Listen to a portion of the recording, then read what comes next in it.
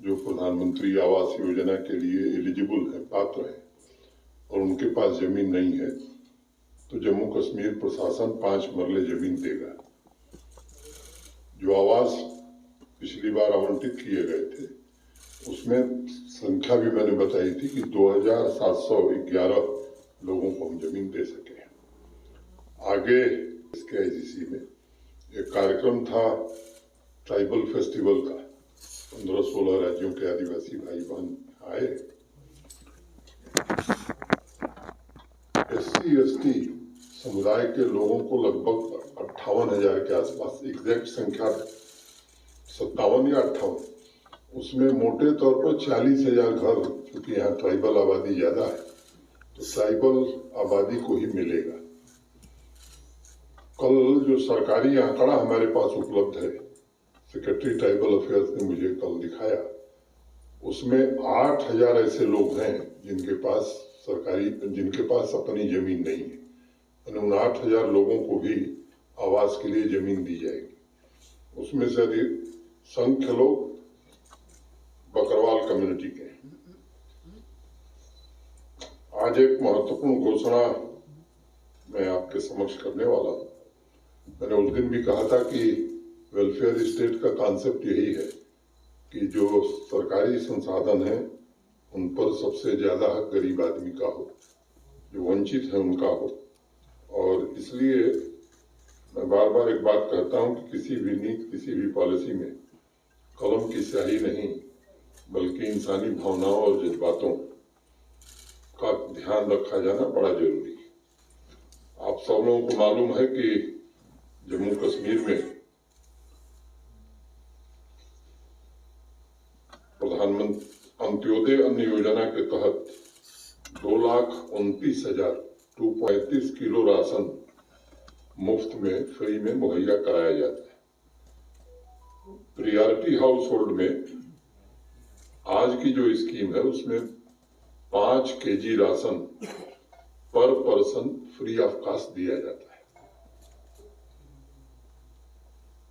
5 kilo ration पर person free, यानी अगर फैमिली में 2 लोग हैं तो 10 किलो, 3 हैं तो 15 किलो। और ये पिछले दिनों कई लोग मुझे मिले थे, उन्होंने कहा कि साहब हमारा काम चलता नहीं है। तो इस पर विचार करके हमारे सचिव यहाँ पर बैठे हैं कि कैसे इन लोगों की मदद की जा सकती है। तो एक योजना पर निर्णय किया है शासन ने, prime ministers food supplementation for priority house hold. ये स्कीम हम शुरू कर रहे हैं, जिसमें प्रधानमंत्री गरीब कल्याण अन्न योजना में प्रति महीने मिलने वाले फ्री राशन के अतिरिक्त अधिकतम 10 किलो चावल, राइस सब्सिडाइज्ड रेट पर प्रियॉरिटी हाउस होल्ड को दिया जाएगा। प्रियॉरिटी हाउस होल्ड की कैटेगरी में कुल 14.32 अब इस योजना में प्रति परिवार सीलिंग, मैक्सिमम सीलिंग 35 किलोग्राम की रखी गई है। इस तरह से उसको समझ सकते हैं कि अगर 3 व्यक्तियों का परिवार है तो 15 किलो राशन उन्हें मुफ्त मिल रहा है, 10 किलो हम और देंगे। 5 व्यक्तियों का परिवार है तो 25 किलो उन्हें मुफ्त में मिल रहा है, 10 किलो सब्सिडाइज रेट पर उन्हें और दिया जाएगा। लेकिन अगर परिवार 6 लोगों का है तो 30 किलो मुफ्त में मिल रहा है, तो 5 ही किलो पाने के वो हकदार होंगे। मैक्सिमम सीलिंग में 35 किलो हम लोगों ने रखी है। अब आज की तारीख में अतिरिक्त राशन जो ये 10 किलो दिया जाएगा, उसका रेट 25 रुपए प्रति किलो रखा गया है। Open market sales scheme domestic के तहत भारत सरकार से ये 34 रुपए प्रति किलो हम खरीदेंगे और 9 रुपए सब्सिडी दे करके 25 रुपए के रेट में ऐसे परिवारों को उपलब्ध कराया जाएगा। मोटे तौर पर लगभग 180 करोड़ रुपए का व्यय इस पर आएगा। एक वर्ष पहले एक स्कीम चलती थी, उसमें 15 रुपए किलो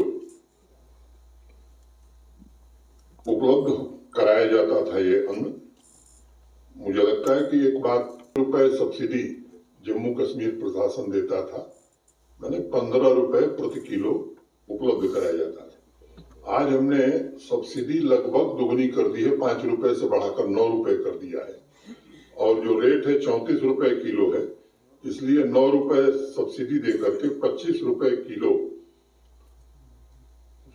चावल सबको उपलब्ध कराया जाएगा। कई लोग ये भी प्रश्न कर सकते हैं कि साहब गेहूं क्यों नहीं दे रहे हैं? 2 कारण है उसके।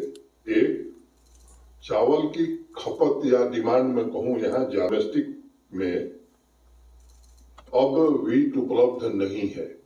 जिस दिन व्हीट उपलब्ध हो जाएगा तो व्हीट भी हम, गेहूं भी यहाँ के लोगों को उपलब्ध कराएंगे। तो हर एक पहलू को जांचा परखा गया है और जैसा मैंने कहा कि गरीब कल्याण को सर्वोच्च प्राथमिकता देते हुए निर्णय लिया गया है। 180 करोड़ रुपए प्रतिवर्ष की धनराशि इस योजना में हम खर्च करने जा रहे हैं ताकि गरीब परिवारों को खाद्य सुरक्षा, मैंने पहले भी कहा है कि माननीय प्रधानमंत्री जी के नेतृत्व में जितनी नीतियां बनाई गई हैं उसमें विशेष रूप से इस बात का ध्यान रखा जाता है कि हर गरीब परिवार सम्मान पूर्वक अपना जीवन यापन कर सके और यही जम्मू कश्मीर प्रशासन की भी सर्वोच्च प्राथमिकता रही है कि एक वंचित परिवार जो बदलाव हो रहा है उसको महसूस ही न करे बल्कि उसका लाभ उस तक पहुंचे। मुझे पूरा भरोसा है कि prime ministers food supplementation for priority house holds न सिर्फ गरीब परिवारों की अन्न की जरूरतों को पूरा करेगा बल्कि उन्हें अधिकतम सब्सिडी प्रदान करके हम उनके आर्थिक सुरक्षा कवच को भी मजबूत बनाने में हमें सफलता मिलेगी। मैं ऐसे सभी लाभार्थियों प्रायोरिटी हाउस होल्ड्स के जो हैं उनको हृदय से बधाई देता हूं और आगे भी इस तरह के निर्णय जम्मू कश्मीर प्रशासन लोगों के हित में लेता रहेगा। तो मोटे तौर पर आज का विषय यही था। 2 लाइन कह के बात खत्म करूं ताकि आपको अवसर मिले। सलीका ही नहीं शायद उसे महसूस करने का, सलीका ही नहीं शायद उसे महसूस करने का, जो कहता है खुदा है तो नजर आना जरूरी है। उड़ान वालों उड़ानों पे वक्त भारी है, उड़ान वालों उड़ानों पे वक्त भारी है, परों की अब के नहीं हौसलों की बारी है। दुआ करो कि सलामत रहे मेरी हिम्मत, दुआ करो कि सलामत रहे मेरी हिम्मत। ये एक चिराग कई आंधियों पर भारी है, ये एक चिराग कई आंधियों पर भारी है। लेकिन ये सच नहीं है कि 2-3 वर्षों में नियुक्तियां नहीं हुई हैं। आपकी लोगों की जानकारी के लिए 28,000 से ज्यादा सरकारी पद पिछले 3 वर्षों में भरे गए।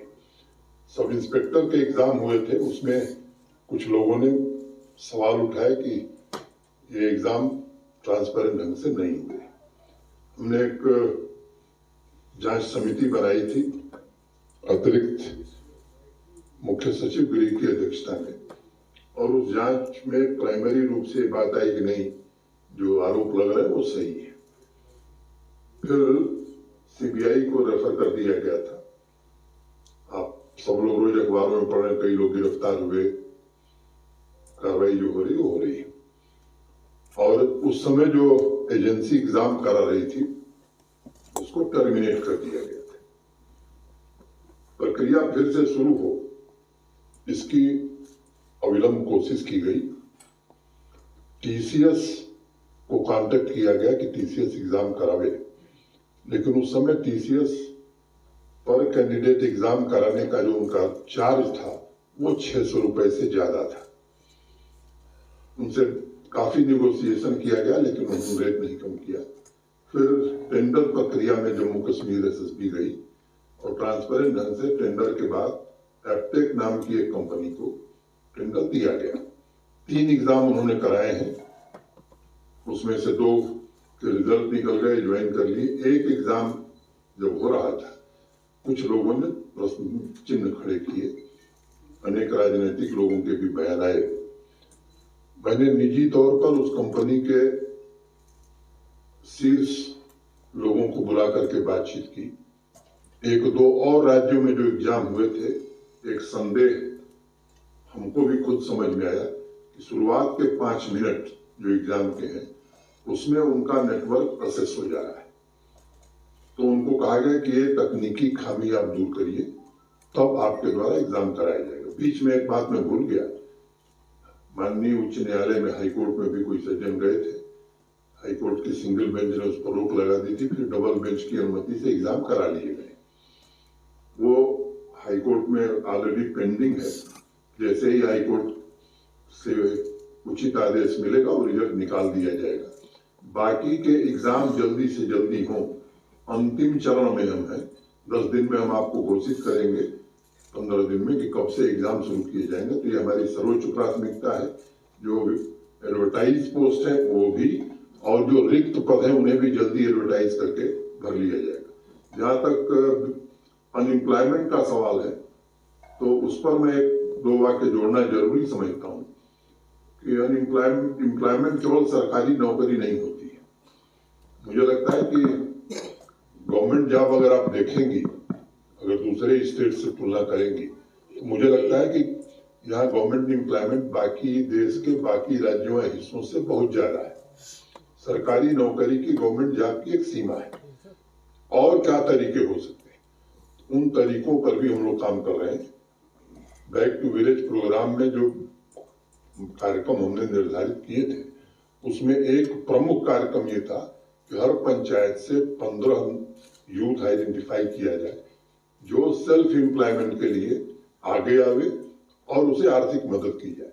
आप सबको मालूम है कि प्रधानमंत्री मुद्रा योजना में 10 लाख रुपए तक का ऋण बिना किसी कोलैटरल सिक्योरिटी के बैंक देते हैं। और मुझे आपको बताते हुए प्रसन्नता हो रही है कि बैक टू विलेज कार्यक्रम खत्म हुआ 1 महीने के भीतर। उस समय जम्मू में थे हम। 75,000 नौजवानों, 75,000, अगर पंचायत के हिसाब से आप 15 जोड़े तो इससे कम ही संख्या होगी। 929 करोड़ रुपए एक दिन में उनको आर्थिक सहायता दी गई, जो अपना रोजगार कर रहे हैं। मिशन यूथ के अंतर्गत भी अनेक कार्यक्रम हम चला रहे हैं जिससे नौजवानों को रोजगार मिल रहा है। तीसरी बात कि इंडस्ट्रियल इन्वेस्टमेंट जो आ रहा है, कई लोगों को मिला है और आने वाले भविष्य में रोजगार का एक बड़ा साधन बनेगा। चौथी बात, holistic agricultural development plan HADP जो जम्मू कश्मीर प्रशासन ने बनाई है, उसमें भी जो 29 इंटरवेंशंस प्रपोज किए गए हैं, उसमें एग्री इंटरप्रेन्योर एम्प्लॉयमेंट का बड़ा स्कोप है। तो मैं समझ रहा हूं कि पूरी ईमानदारी से, शिद्दत से और संवेदनशीलता के साथ अधिक से अधिक रोजगार के अवसर नौजवानों को मिले, इसकी कोशिश की जा रही। लगभग 31,000 करोड़ रुपए भारत सरकार से कर्ज लेकर के जम्मू कश्मीर में पिछले 4 वर्षों में बिजली लोगों को दी गई। अब ये व्यवस्था लंबे समय तक नहीं चल सकती है। प्रीपेड स्मार्ट मीटर लगाने की कोशिश हो रही है और मुझे लगता है कि जितनी बिजली आप खर्च करेंगे उतना ही पेमेंट आपको करना होगा। ये सच है कि जैसा मैंने कहा कि ये गरीब लोगों के प्रति सहानुभूति रखना ये किसी भी प्रशासन का दायित्व है, लेकिन अगर समर्थवान लोग अपनी बिजली बिल का भुगतान करेंगे तो मुझे लगता है कि जम्मू कश्मीर प्रशासन को 1 मिनट नहीं लगेगा गरीब लोगों के लिए कोई योजना बनाने में। लेकिन अभी जो लॉसेस हैं, अगर लॉसेस नहीं पूरे होंगे तो बिजली हमको चाहिए 24 घंटे, भुगतान हम नहीं करेंगे, तो ये दोनों व्यवस्था कैसे चल सकती है। कम से कम जो सक्षम है, समर्थवान है और बुद्धिमान लोग हैं, मैं समझता हूं कि उनको इस बात पर माहौल भी बनाना चाहिए और सहयोग भी करना चाहिए।